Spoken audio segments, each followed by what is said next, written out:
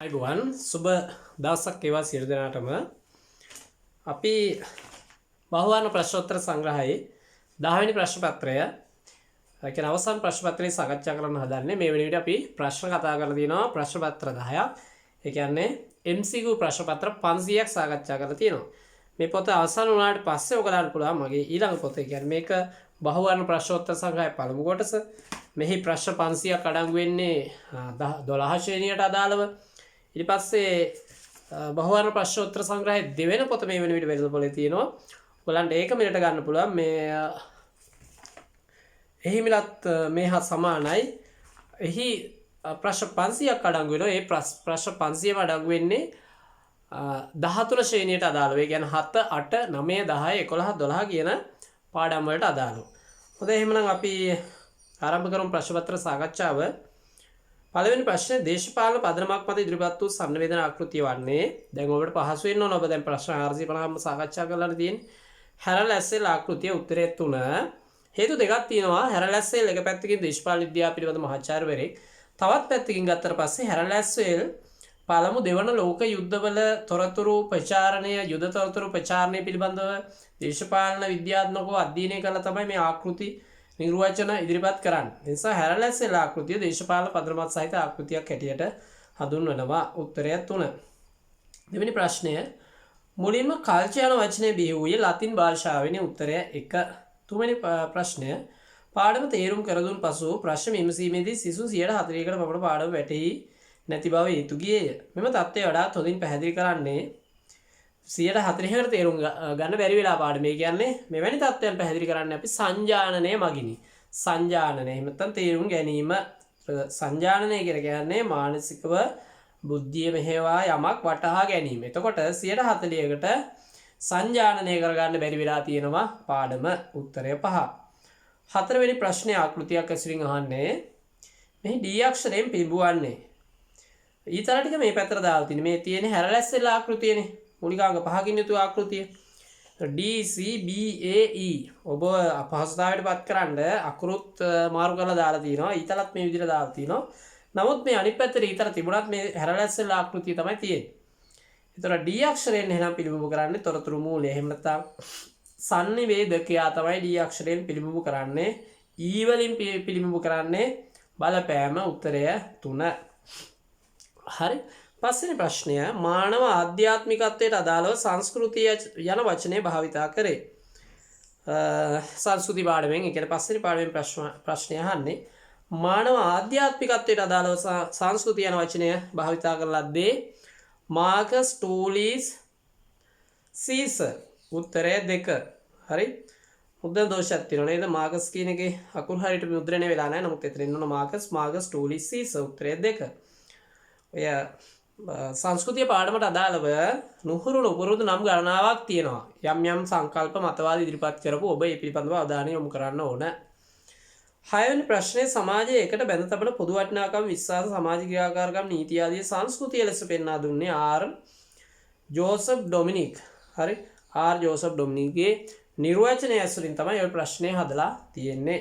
ඔයගොල්ලෝ බලන්න නිර්වචන මම කලින් කිව්වා නිර්වචන ඔබට 50ක් තියෙනවා අපේ සිලබස් එකේ. 12 13 වසර දෙකටම 50ම හොඳින් පාඩම් වෙලා තියෙන්න ඕන. ඒකකට යන්න නම් 7 වෙනි ප්‍රශ්නේ B මැලිනෝව්ස්කි විසින් රචනා කළ ලද කෘතියක් වන්නේ සංස්කෘතියේ විද්‍යාත්මක න්‍යායන් කියන කෘතිය.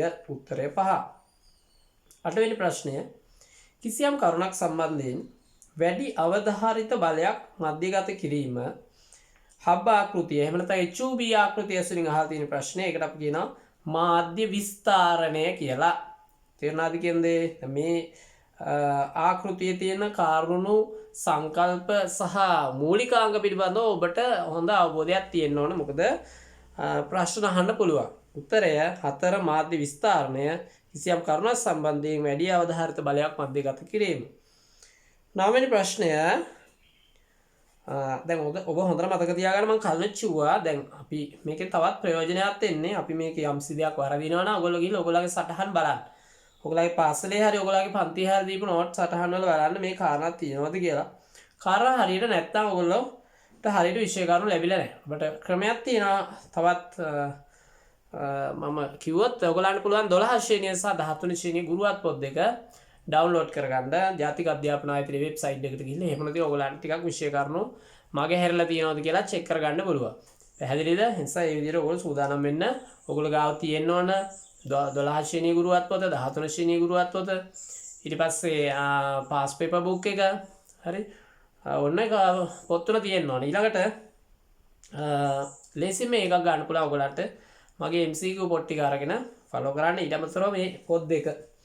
ඒ කියන්නේ මූලිකාංග 2 සහ මූලිකාංග 1 කියන පොත් දෙක ගත්තොත් ඔයගලන්ට 12 ශ්‍රේණියට හා 13 ශ්‍රේණියට අදාළ සියලුම විෂය කර්ම. ඒ කියන්නේ ගුරුවත් පද සංක්ෂිප්ත කරලා දාලා තියෙනවා.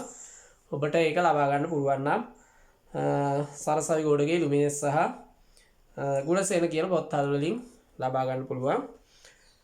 හරි. අපි පන්ති වල එන අය දරුවන් ප්‍රශ්න නැහැ. ඒගොල්ලන්ට පොත් දීලා තියෙනවා. හරිද? ඊළඟට 9 වෙනි ප්‍රශ්නේ අතත්ත්‍ය සංවේදනයේ ප්‍රයෝජන ලෙස අඩුවෙන් අදාළ වන්නේ අතත්ත්‍ය සංවේදනයේ ප්‍රයෝජන. 8ට ප්‍රශ්නේ 4. 9 ප්‍රශ්නේ අතත්ත්‍ය සංවේදනයේ ප්‍රයෝජන ලෙස අඩුවෙන් අදාළ වන්නේ අතත්ත්‍ය කියලා කියන්නේ internet, email, Facebook, Viber, WhatsApp ඒ කියන්නේ නවීන අංකිත ඩිජිටල් තාක්ෂණයත් එක්ක බිහි වෙච්ච මාධ්‍යනේ අතත්ත්‍ය සංවේදනය කියලා කියන්නේ. එතකොට අතත්ත්‍ය සංවේදනයේ ප්‍රයෝජන ගුරුවත් පොතේ සඳහන් වෙනවා. තම විෂය නිර්දේශයේ සඳහන් වෙනවා. ඒ සඳහන් වෙන කාරණා ටික අපි බලමු. අධ්‍යාපන කාර්යය සඳහන් වෙනවා. ප්‍රචාරණ කාර්යය සඳහන් වෙනවා. ව්‍යාපාරික කටයුතු සඳහා, නිර්මාණ කටයුතු සඳහා. නමුත් ආරක්ෂක කටයුතු සඳහා කියන උත්තරය අපිට අයින් කරන්න සිද්ධ වෙනවා. සාමාන්‍යයෙන් අපිට සාමාන්‍ය දැනීමෙන් ගත්තොත් ඉන්න අතත්ත්‍ය සංවේදනයේ ආරක්ෂක කටයුතු සඳහා ප්‍රයෝජනවත් වෙනවා. නමුත් අපිට විෂය නිර්දේශයේ ඍජුව මේ වචනේ දීලා නැති නිසා දීපු නැති උත්තරය අපිට අයින් කරන්න සිද්ධ වෙනවා. උත්තරය 4. පැහැදිලිද? දැන් කවුරුන් වයින් ඇහුවොත් ඇයි ආරක්ෂක කටයුතු අයත් නොවන්නේ කියලා හේතුව තමයි සිලබස් එකේ ඒක දීලා නැහැ. දීපු නැති නිසා මෙතන අනිත් උත්තර දීපු ඒවා නිසා තියෙන්නේ අපිට මේක අයින් කරන්න සිද්ධ වෙනවා. අපි කලිනුත් කිව්වා නිවැරදිම උත්තරේ නෙමෙයි අපිට තෝරන්න තියෙන්නේ. නිවැරදි හෝ වඩාත් සුදුසු උත්තරය. දැන් මෙතනදී අපි ගන්න වඩාත් සුදුසු උත්තරය. එහෙනම් උත්තරය අඩුවෙන් අදාළ වන්නේ කොහොම ආරක්ෂක කටයුතු සඳහා උත්තරය 4. 10 ප්‍රශ්නය වෙනස් වන සමාජ තත්ත්වයන්ට හා කොන්දේසි වලට පුජ්‍යලයා හුරු කිරීමේ ක්‍රියාවලියට කියනවා සමාජානුයෝජනය කියලා. උත්තරය 5. 11 වෙනි ප්‍රශ්නය ප්‍රාරම්භක සමාජානුයෝජන කාරකයක් ලෙස ගත නොහැක්කේ මින් කුමක්ද? ප්‍රාරම්භක කියන්නේ කුඩා කාලයේ සමාජානුයෝජනය වෙන කාරක පවුල, පෙරපාසල, පාසල, රූපවාහිනිය, දේශපාලන පක්ෂ නම් කුඩා කාලයේදී සමාජානුයෝජන කාරකයක් හැටියට දේශපාලන පක්ෂ ගන්න බෑ. උත්තරය 5. 12 වෙනි ප්‍රශ්නේ ප්‍රධාන සංස්කෘතික ප්‍රභේදයක් ලෙස අදාළ නොවන්නේ. සංස්කෘතික ප්‍රභේද 6ක් තියෙනවා නේද? සම්ප්‍රදායික සංස්කෘතිය, ජන සංස්කෘතිය, සම්භාව්‍ය සංස්කෘතිය, ජනප්‍රිය සංස්කෘතිය, මාධ්‍ය සංස්කෘතිය සහ ගෝලීය සංස්කෘතිය කියලා. එතකොට උපසංස්කෘතිය කියලා සංස්කෘතික ප්‍රභේදයක් දකින්න ලැබෙන්නේ නැහැ. උපසංස්කෘතිය කියන්නේ සංස්කෘතික මූලිකාංගයක්. ඒ නිසා 12ට උත්තරේ එන්න ඕන උත්තරය 1.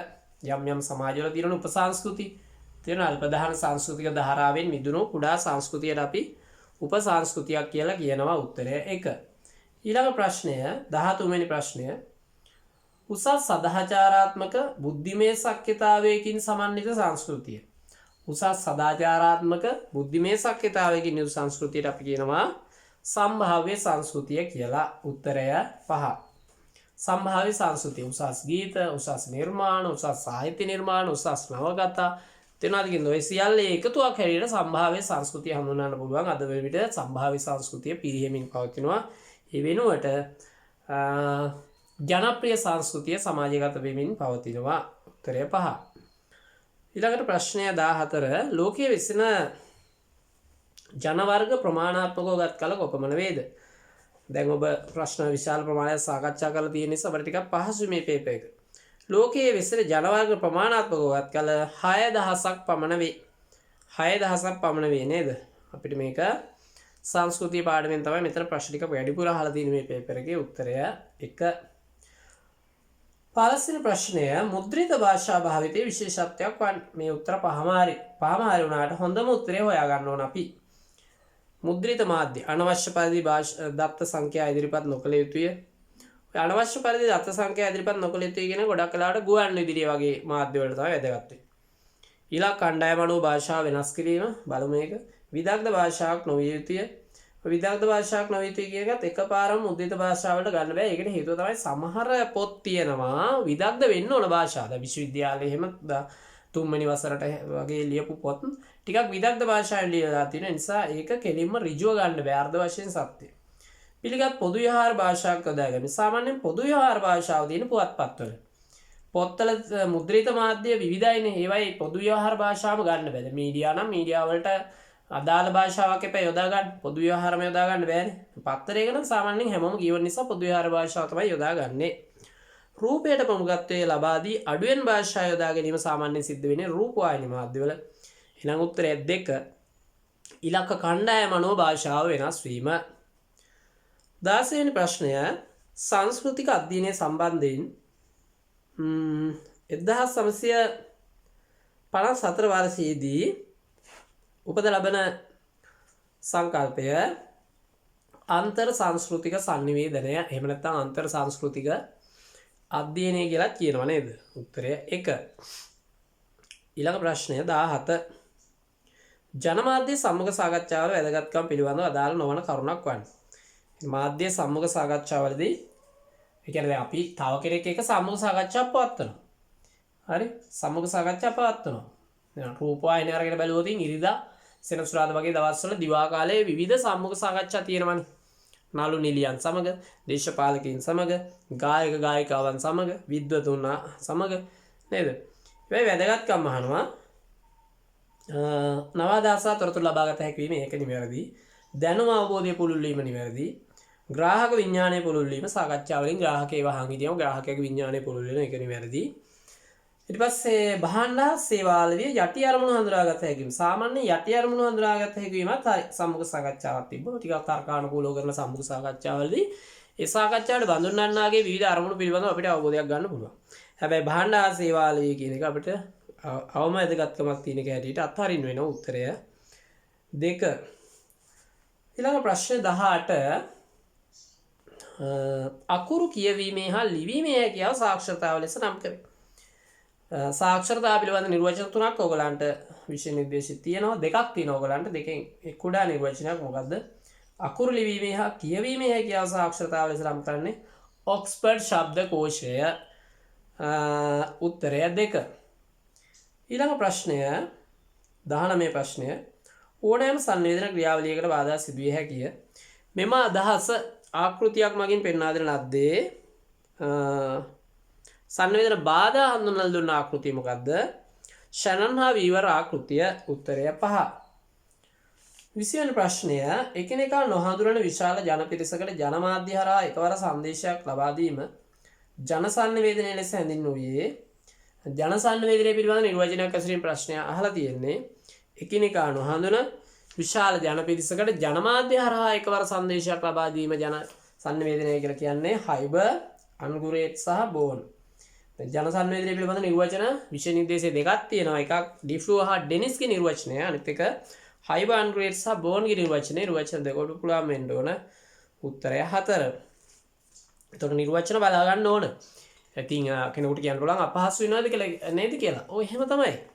එක්සෑම් එකක් විශේෂයෙන් විශ්වවිද්‍යාලයට යන්න බලාපොරොත්තු වෙන දරුවන්ට යම් යම් සංකීර්ණ කාරණා ටිකක් මහන්සිලා පාඩම් කරගන්න වෙනවා.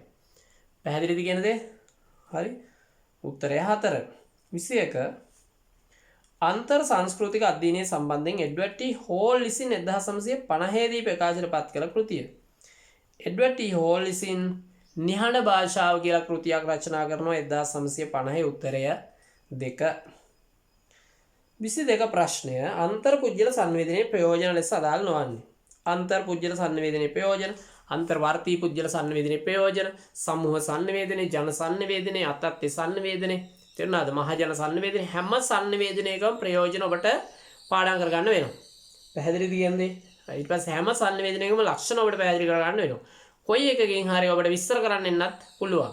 පැහැදිලිද කියන්නේ? ඒ නිසා නිශ්චිතයි ඔයගලන්ට ප්‍රශ්න ටිකට එන්න පුළුවන් ප්‍රශ්න ටික අපි හරියටම කියනවා. ඔයගලන්ට තියෙන සූදානම් වෙන්න. හොඳ කාලයක් තියෙනවා. මාස 6කට වැඩි කාලයක් තියෙන ඉතුරු වෙලා. දැන් මම මේ ප්‍රශ්න පත්‍ර සාකච්ඡාවෙන් පස්සේ ඔබට වීඩියෝ 10ක් ඉදිරිපත් කරනවා විභාගයට සූදානම් වීම ගැන. ඉදිරි මාස 6 කොහොමද සූදානම් වෙන්නේ කියලා. හරියට මේ වීඩියෝ 10 බලලා ඒ අනුව ක්‍රියාත්මක කරොත් අනිවාර්යෙන් ඒ තුනක් අරගෙන කැම්පස් යන්න පුළුවන්. හරි. අපි බලමු 22 ප්‍රශ්නය. අන්තර්පුජ්‍යල සංවේදනයේ ප්‍රයෝජන ලෙස අදාළ වන්නේ වඩාත් පහසුවෙන් අන්තර් ක්‍රියාකාරී සංවේදනයකදී යෙදීම ඒක හරිය ඔබට ගන්නලා ඇති. අනිකුත් සංවේදන වර්ග වලට සාපේක්ෂව පෙළඹවීමේ හැකියාව ඉහළ බව, අන්තර් සබන්තා වර්ධනය කර ගැනීමේ හැකියාව, වඩා තීව්‍ර සහවේදනයකට අවකාශ සැලසීම, නියමිත කාල රාමුවන් න්‍යාය පත්‍රයක් අනුව ක්‍රියාත්මක කළ හැකිවීම එකට පස්වෙනි කාරණය අන්තර්පුජ්‍යල සංවේදනයේ ප්‍රයෝජනයක් හැටියට සැලකෙන්නේ නැහැ. ඔබ බලන්න ඔබේ සටහන් වල මේවා පැහැදිලිවම ඔයගලන්ට ඔබේ ගුරුවරයා උගන්වලා ඇති උත්තරේ එන්න ඕන 5. තේරුණාද? ඊළඟට 23 වෙනි ප්‍රශ්නය මාධ්‍ය සංස්කෘතිය සංකල්පය අනුව මානව ශිෂ්ටාචාරය අවධි 3කට බෙදා වෙන් කරලද්දී මාධ්‍ය සංස්කෘතික සංකල්පය සම්බන්ධයෙන් දෙදෙනෙක් ගැන අපි කතා කරන විෂය නිර්දේශක කෙනෙක් තමයි වෝල්ටර් බෙන්ජමින්, අනිත් කෙනා මාර්ෂල් මැක්ලූහන්. එතකොට කවුද මාධ්‍ය සංස්කෘතිය සංකල්පය අනුව මානව ශිෂ්ටාචාරය අවධි 3කට බෙදුවේ? මාර්ෂල් මැක්ලූහන්. උත්තරය 5. දැන් ඔයගොල්ලෝ සටහන් පොතේ බලන්න එහෙම එකක් දීලා තියෙනවා. එහෙම අවධි 3ක් තියෙනවද? මොනවද ඒ අවධි 3? තේරුණාද කියන්නේ? හොඳට බලා ගන්න. උත්තරය 5. 24 කල්චර් යන වචනය කෘෂිකර්මාන්තය සඳහා ඇග්‍රිකල්චර් සඳහා මුලින්ම භාවිතා කරන ලද්දේ කෘෂිකර්මාන්තය සඳහා භාවිතා කරේ කවුද? හස්ත නිර්මාණ ක්‍රියාකාරීත්වය සඳහා භාවිතා කරේ කවුද? ආධ්‍යාත්මිකත්වයට අදාළව භාවිතා කරේ කවුද? ආදී වශයෙන් ඔබට අවබෝධය තියෙන්න ඕන, දැනුම තියෙන්න ඕන. කවුද කෘෂිකර්මාන්තය සඳහා යොදාගත්තේ? Markers Persian කැටෝ. උත්තරය 1. මාකස් පර්සියන් කියලා විතරයි සමහර පොත්වල මුද්‍රණය වෙලා තියෙන්නේ. නමුත් උත්තරය මාකස් පර්සියන් කැටෝ. උත්තරය 1. 25 වෙනි ප්‍රශ්නය කිසියම් පුරාණෝක්තියකින් බිහි වී කටවහරින් වැඩියා කතාංගයේ කුමාන නමකින් හැඳින්වේද? පුරාණෝක්තියකින් පුරාණයේ බිහි වෙච්ච යම්කිසි කතාවකින් ආරම්භ වෙලා කටවහරින් අද වෙනතුරු වැඩෙමින් පවතින අංගයට අපි කියනවා ජන කතා කියලා. උත්තරය 3. 4 වෙනි පාඩමට දාලා ප්‍රශ්නයක්. 26 ගෝලීය හා තාක්ෂණික ප්‍රවණතා මත නිර්මාණය වූ මාධ්‍ය ගෝලීය තාක්ෂණික නිර්මාණය ප්‍රවණතා මත නිර්මාණ වූ මාධ්‍ය අත්‍ය මාධ්‍ය, එහෙම නැත්නම් නව මාධ්‍ය, එහෙම නැත්නම් විශ්ව මාධ්‍ය, internet, email, Facebook, Viber, WhatsApp, ඊමෝ, SMS වගේ ඒවා අපි අයිති වෙන්නේ අත්‍ය මාධ්‍ය වලට. ඒවා ගෝලීය ප්‍රවණතා හා ගෝලීය තාක්ෂණික ප්‍රවණතා මත නිර්මාණය වුණේ. උත්තරය 3. 27 මූලික සංවේදන ස්වරූපයක් ලෙස අදාළ නොවන්නේ. සංවේදන ස්වරූප කියන්නේ සංවේදන විධික්‍රම 9ක්, වාචික අවාචික ශ්‍රව්‍ය දෘශ්‍ය ලිඛිත කතන රූපණ විධිමත් අවිධිමත් කියලා 9ක් අපිට තියෙනවා. ඒ 9ම පුළුවන් වෙන්න ඕන, 9ටම අදාළ ලක්ෂණ පුළුවන් වෙන්න ඕන. එතකොට මෙතන අපෙන් අහනවා මූලික සංවේදන ස්වරූපයක් ලෙස අදාළ නොවන්නේ වාචික, නිර්වාචික, ලිඛිත, කතන තියෙනවා. මුද්‍රිත සංවේදනයේ උත්තරය 4. පැහැදිලිද? 28 පොල් කන්න මිනිහක් දැන් භාවිතා කරන්නේ ස්මාර්ට්ෆෝන් එකයි දේශකයෙක් කියා සිටියේ. මේ ප්‍රකාශන අදහස් වන්නේ පොල් කන්න මිනිස්සුත් ස්මාර්ට්ෆෝන් පාවිච්චි කරනවා කියලා දේශකයෙක් කිව්වලු. ඒ කියන්නේ නව මාධ්‍ය භාවිතයේ සරල වෙලා, නව මාධ්‍ය භාවිතයේ සුලභ වෙලා. උත්තරය 1. 29 ප්‍රශ්නය. විචාරශීලී ග්‍රාහකයෙකු සතු යුතු කුසලතා ඇසුරින් අඩුවෙන්ම අදාළ වන්නේ. විචාරශීලී ග්‍රාහකයා විශේෂණය, වියුක්තිකරණය, සම්පරීක්ෂණය, අනුමානය, සංශ්ලේෂණය. විචාරශීලී ග්‍රාහකයෙකු සතු විය යුතු ලක්ෂණ කීයක් ඔබට උගන්වලා තියෙනවද? ඔබේ ගුරුවරයා ඔබට උගන්වලා තියෙන්න ඕන 7ක්. මේ 7 තුල සම්පරීක්ෂණය කියන ලක්ෂණය නැහැ. එහෙනම් උත්තරය කුසලතාවය නැහැ. උත්තරය 2. ඊළඟ ප්‍රශ්නය. තිය කතන සංවේදන කුසලතා වර්ධනයට හේතු වන කරුණක් නොවන්නේ. දැන් ඔබ දැනගන්න ඕන කතන සංවේදන කුසලතා වර්ධනයට වීමට හේතු, වාචික සංවේදන කුසලතා වර්ධනය වීමට හේතු, ලිඛිත සංවේදන කුසලතා වර්ධනය වීමට හේතු. දැන් මේ මූලිකාංග පොත ඔයගලන්ට තියෙනවා නම් හැම දරුවෙම කොහොම හරි මේක අත්තට ගන්න. මේ හැම එකම සඳහන් කරලා තියෙනවා. මේ වාචික සංවේදනයේ කාර්යයන් තියෙනවා, වාචික සංවේදන කුසලතා තියෙනවා. නිර්වාචික සංවේදනයේ ලක්ෂණ, නිර්වාචික සංවේදන ස්වરૂප, කතන සංවේදනයේ ලක්ෂණ, කතන සංවේදනයේ කුසලතා, කතන සංවේදනයේ ප්‍රයෝජන. මේ විදිහට මේ හැම කාරණයක් පිළිබඳව තොරතුරු අන්තර්ගත වෙලා තියෙනවා. මේකත් එක්ක ඔයගොල්ලෝ ෆලෝ කරනවා නම් වඩාත් හොඳ. ඒ තුනක් එකක් මීඩියා විෂයට එකක් ගන්න බලාපොරොත්තු වෙනවා නම් උත්තරේ එන්න ඕන කතන සංවේදන කුසලතා වර්ධනයට හේතු වන කරුණක් නොවන්නේ අනුමානය. සවන් දීමෙන් කතන සංවේදනය දියුණු වෙනවා, කියවීමෙන් දියුණු වෙනවා, කතන පුහුණුවෙන් දියුණු වෙනවා, සමූහයක් කැමැතීමෙන්. ඒ කියන්නේ දැන් ඔන්න ඉස්කෝලේ එහෙම නිතර කතා පවත්වන කෙනාට කතන සංවේදනය දියුණු වෙනවා. උත්තරය 4 අනුමානය. 31 මානව සංකල්පනා ශිල්ප විශ්වාස චාරිත්‍ර ආදී සංස්කෘතියට අයත් වන බව කීවේ මේ B මැලිනෝස්කි කියන වචنين කොටසක් තමයි මෙතන සඳහන් වෙලා තියෙන්නේ උත්තරය 2 පැහැදිලි නේද ඔයාලට ඊළඟට 32 මිනිසා පුජ්‍යලයා අවට ලෝකේ අනුවර්තනය කර ගන්නා ප්‍රධාන උපකරණයක් ලෙස සැලකෙන්නේ එකම ප්‍රශ්නේ වෙනස් විදිහට අහලා තිනවා මිනිස්සු පුජ්‍යලයෝ ලෝකයේ අවට ලෝකයේ අනුවර්තනය කර ගන්නා ඒ කියන්නේ තේරුම් ගන්නා එහෙම නැත්නම් අවට ලෝකයට ගැලපෙන විදිහට ජීවත් වීමට ඉගෙන ගන්නා හරිද ප්‍රධානම උපකරණයක් ලෙස සැලකෙන්නේ අන්තර් සංස්කෘතික සංනිවේදනයේ උත්තරය 2 විවිධ සංස්කෘතීන් ගැන ඉගෙන ගැනීම සහ විවිධ සංස්කෘතීන් ගැන අවබෝධය තුළ හරිද අපිට පුළුවන් වෙනවා අවට ලෝකයේ අනුවර්තනය කර ගන්න උත්තරය 2 32 ප්‍රශ්නෙට 33 අන්තර් සංස්කෘතික හරස් සංස්කෘතික අන්තර් වාර්ගික සංස්කෘතික සංනිවේදන ආදී ශේෂ්ඨවල ආදීනට විශාල සේවාවක් කළ සංවිධානය වන්නේ ඇමරිකානු විදේශ සේවා ආයතනය. හරි ඇමරිකානු විදේශ සේවා ආයතනයේ සංස්කෘතිය පාඩමෙන් ප්‍රශ්නය අහලා තියෙන්නේ. 34 රූපණය ප්‍රබල කරගත හැකි විධික්‍රමයන් ලෙස අඩුවෙම අදාළ වන්නේ හරි රූපණ සංනිවේදනයට අදාළ කුසලතා වලින් තමයි ප්‍රශ්න අහලා තියෙන්නේ. රූපණය ප්‍රබල කරගන්න පුළුවන් විධික්‍රම ලෙස අඩුවෙන් අදාළ වන්නේ. ඒ කියන්නේ රූපණයක් කියලා කියන්නේ යම්කිසි රංගනයකින් යම්කිසි ඉදිරිපත් කිරීමකින් හරි යම් පණිවිඩයක් ලබා දීමනේ. එහෙම නැත්නම් වාචික සංඥායක අවාචික සංනිවේදනයේ භාවිතා කරනකොට මූණේ ඉරියව් වෙන්න පුළුවන් අතපය ඇසිරීම වෙන්න පුළුවන්. ඒකටත් රූපණය කියලා කියනවා. එතකොට රූපණය තවත් ප්‍රබල කරගන්න පුළුවන් උපකරණ භාවිතය. දැන් මම මේ එතන ඉන්නකොට මෙතන මල් බෝච්චියක් තේල් තිබුණා මොන උපකරණයක් එතන. එතන රූපණයක් සිද්ධ වෙනවා. ඔබ දැකලා ඇති ගොඩක් ඔය අධ්‍යාපනික වෙබ් අඩවි හරි YouTube නාලිකා හරි කරන අය ඒ පසුතලයක් හදාගෙන තියෙන ඒකත් රූපණයක් තමයි. හැඩ ගැනීම. හරි. දැන් රංගනයක් කරනකොට නාට්‍යයක් වගේ පෙන්වනකොට හැඩ ගන්නවා. ඇඳුම් පැළඳුම්. ආලෝකකරණයනොත් පුළුවන් රූපණයක් කරන්නේ. දැන් වේදිකා නාට්‍යවල එහෙම බලන්න රතු පාට කොළ පාට ඒ අදාළත්වයේ පරිදි රූපණයන්ට අදාළව ආලෝකකරණයක් නදා ගන්න ඒ තුන රූපණයක් කරන්න පුළුවන්. එහෙනම් රූපණය ප්‍රබල කරගත හැකි විධික්‍රමයන් ලෙස අඩුවෙන්ම අදාළ වන්නේ උත්තරය 4 පරිකල්පනය. ඊළඟට 35 වෙනි ප්‍රශ්නේ. ඇරිස්ටෝටල් පඬිවරයා විසින් රචිත කෘතියකි. ඇරිස්ටෝටල් පඬිවරයා විසින් රචනා කරන්නේ රිටෝරික් කියන කෘතිය. උත්තරය 3. 36 සීතල යුද්ධය ආරම්භ වන්නේ. දැන් සීතල යුද්ධය කියලා කියන්නේ පළමු දෙවන ලෝක යුද්ධය අවසන් වුණාට පස්සේ ලෝකයේ එක්සත් ජාතීන්ගේ සංවිධානය වගේ සංවිධාන පිහිටවන තුන්වන ලෝක යුද්ධයක් ඇතිවීම වැළැක්වීම සඳහා. එතකොට එහෙත් ඒ රටවල් යටත් කර ගැනීමේ අරමුණෙන් මිදෙන්නේ නැහැ.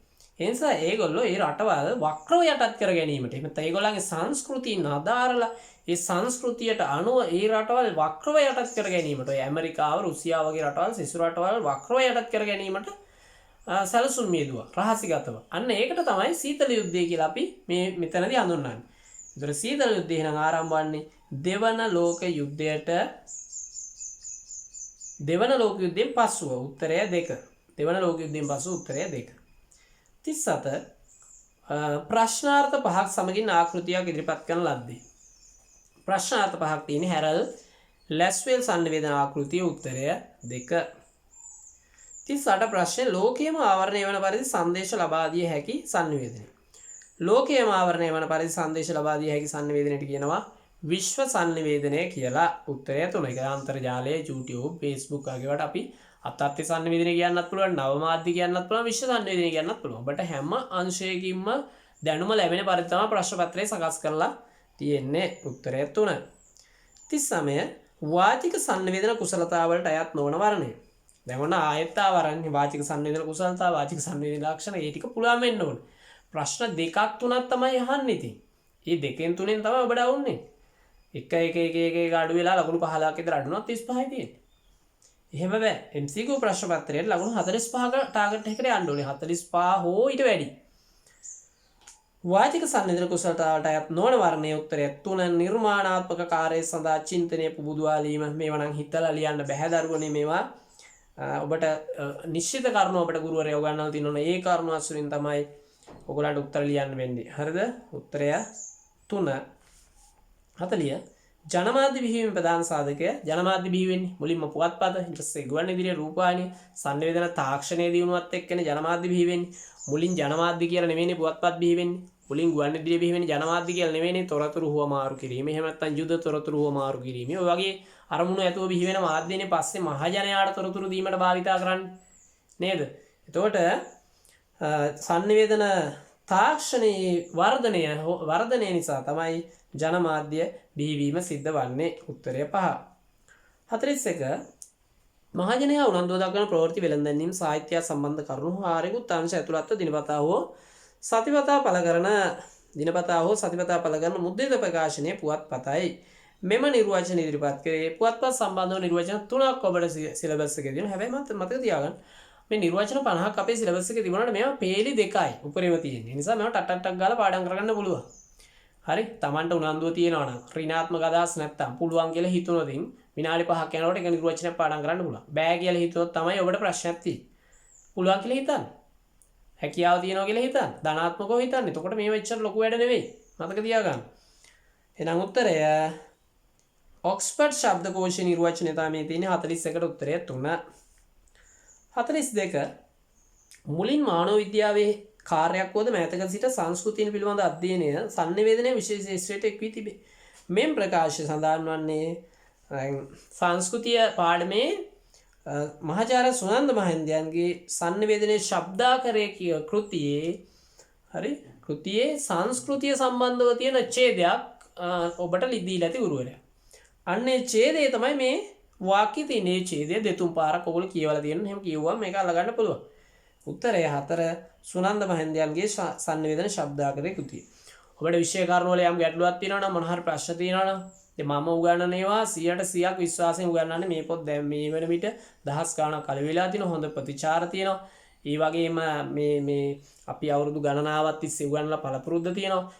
හැම වසරකම විශාල ශිෂ්‍යයන් පිරිසක් විශ්වවිද්‍යාල වලට යොමු කරනවා. ඒ සාමාර්ථ ගන්නවා. ඒ නිසා විෂය කරුණු සම්බන්ධව කිසි ගැටලුවක් නැහැ. යම් ගැටලුවක් ඔබට තියෙනවා නම් ඔබට මේ උගන්වලා නැහැ. නැත්නම් ඔබට මේවා මේ ලැබිලා නැහැ. එහෙම තියෙනවා ඔබ මේ පොතේ මුල තියෙන දුරකථන අංකය ඒකන මත කතා කරලා ඔයගොල්ලෝ දරුවනේ ඔයගොල්ලෝ ප්‍රශ්න තියෙනවා නම් අපි ගුරුවරු හැටියට සූදානම් මේවට උත්තර දෙන්න. ඔයගොල්ලෝගෙන් ප්‍රශ්න අහන්න. මම පුළුවන් හැම ප්‍රශ්නයක්ම ඔබට හැම ප්‍රශ්නයකටම පුළුවන් විදියට උත්තර සපයලා දෙනවා. හරිද? උත්තරය 42ට 4.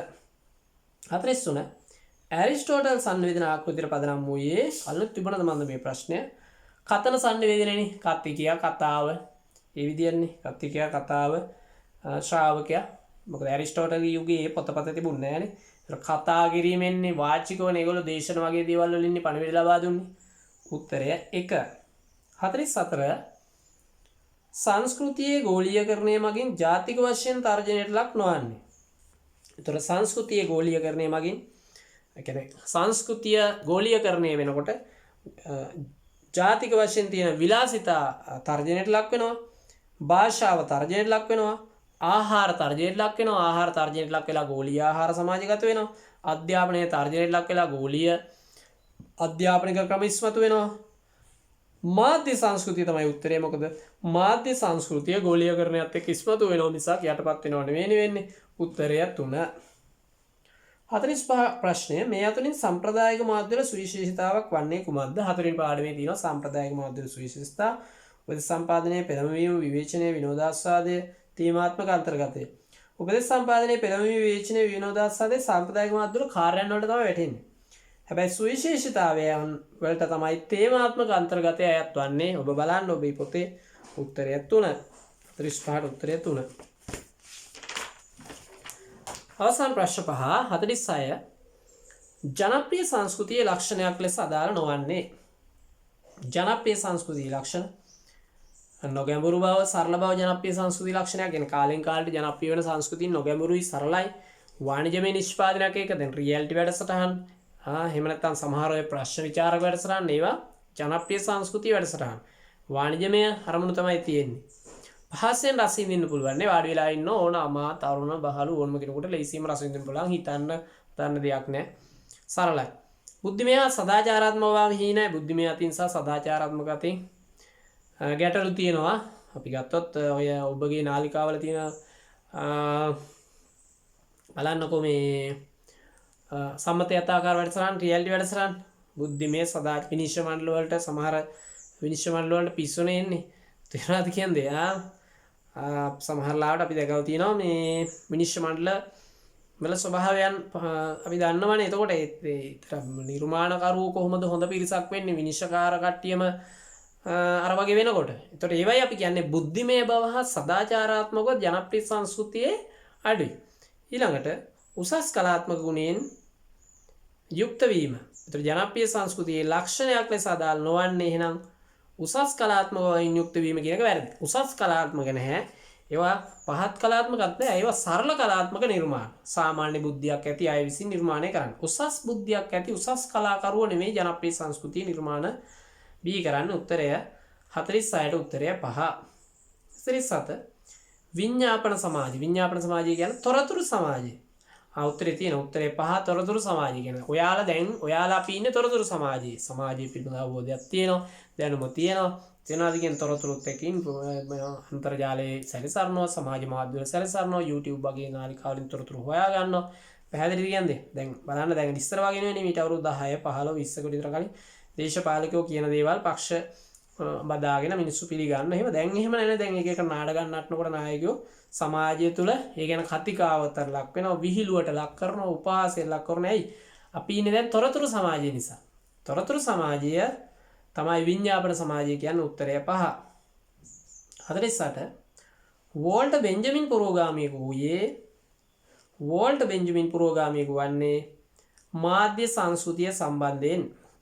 මාධ්‍ය සංස්කෘතිය සම්බන්ධයෙන් පුරෝගාමී දෙන්නෙක් කියලා මම කලින් කතා කරේ කෙනෙක් වෝල්ට් බෙන්ජමින් අන්ත කෙනා මාෂල් මැක්ලූහන්. උත්තරය 2. ඊළඟ ප්‍රශ්නය අවසාන ප්‍රශ්නයට කලින් ප්‍රශ්නය 49 හැරල් ලැස්වෙල්ට අනුව ජනමාධ්‍ය කාර්යයක් වන්නේ මේ අතරින් කුමක්ද? හැරල් ලැස්වෙල් ජනමාධ්‍ය කාර්යයන් 3ක් ඉදිරිපත් කරනවා. ඔහුගේ කාර්යයන් 3 අතර තියෙනවා සුපරීක්ෂණය. උත්තරය 1. හැරල් ලැස්වෙල්ගේ ජනමාධ්‍ය කාර්යයන් තියෙනවා. ඊට පස්සේ විල්බර් ෂාම්ගේ ජනමාධ්‍ය කාර්යයන් තියෙනවා. ඒ පිළිබඳව ඔබට අවබෝධය තියෙන්න ඕන. 50 වෙනි ප්‍රශ්නය. සමකාලීන සංස්කෘතික ගෝලීයකරණයේදී යථාර්ථවාදීව සිදුවන්නේ. ඒ කියන්නේ වර්තමානයේ සංස්කෘතිය ගෝලීයකරණය වීමේදී සත්‍ය වශයෙන්ම සිද්ධ වෙන්නේ මොකක්ද කියලා අහනවා. අධිරාජ්‍යවාදී ආකෘතිය නිර්මාණය වීම තමයි සිද්ධ වෙන්නේ. අධිරාජ්‍යවාදී කියන්නේ බටහිර අධිරාජ්‍යවාදීන්ට ඕන විදියට ලෝකයේ හැසිරවීම තමයි දරුවනේ සාමාන්‍යයෙන් සිද්ධ වෙන්නේ. 50 වෙනි ප්‍රශ්නයට උත්තරය 4. හොඳයි එහෙනම් අපි සාර්ථකව මේ පොතේ ප්‍රශ්න 500ම සාකච්ඡා කරලා ඉවර කරා. ඊළඟට බහුවර්ණ ප්‍රශ්නෝත්තර සංග්‍රහය දෙවන කොටස මේ වන විට කියන්නේ පෙබරවාරි මාස මුල වෙන විට වෙළඳපොළට නිකුත් වෙනවා. ඔයගලන්ට ඒක ලබා ගන්න පුළුවන්. ඒකෙත් ප්‍රශ්න 500ක් තියෙනවා. මේ ප්‍රශ්න 500 තමයි දරුවනේ ඉතාම වැදගත්. ඒකට හේතුව තමයි අපිට සාමාන්‍ය මුල් පාඩම් 6 ටිකක් පහසුයිනේ. ඊළඟ පාඩම් 6 කියන්නේ 6 සිට 7 සිට 13 දක්වා පාඩම් ටිකක් සංකීර්ණයි. ඒ සම්බන්ධව ප්‍රශ්න 500ක් හොඳින් සාකච්ඡා කරනවා. ඒ ප්‍රශ්න පොතේ නම් මේ විදිහට පිටිපැත්තේ උත්තර ටික දාලා නැහැ. වීඩියෝ 10කින් තමයි ඔයගලන්ට උත්තර බලා ගන්න වෙන්නේ. මොකද හොඳින් පැහැදිලි කරන්න අවශ්‍ය නැහැ. සමහර දරුවෝ උත්තර ටික බලලා හරි වැරදි දා ගන්නවා. නිසි ප්‍රයෝජනයක් ගන්න නැති නිසා ඒවට උත්තර දාන්නේ නැතුව වීඩියෝස් 10ක්ම දානවා. එකෙන් උත්තර ටික බලා ගන්න ඕන නිසා. හොඳයි අපේ මේ ප්‍රශ්න පත්‍ර පොත මිලට අරගෙන එහෙම නැත්නම් කුමන හෝ ආකාරයකින් ලබාගෙන ප්‍රශ්න ඔක්කොම හොඳින් ප්‍රශ්න වලට පිළිතුරු ලියලා මේ සාකච්ඡාවට සම්බන්ධ වෙලා අවබෝධයක් ලබා ගත්ත දරුවෝ හැම කෙනෙකුටම ප්‍රාර්ථනා කර සිටිනවා නියත වශයෙන්ම සරසවි වරම් ලබා ගන්නට ඒ තුනක්ම අරගෙන විශ්වවිද්‍යාලයේ යන්නට හැකියාව ලැබේවා කියලා. එහෙනම් ඔබට සුබ අනාගතයක්.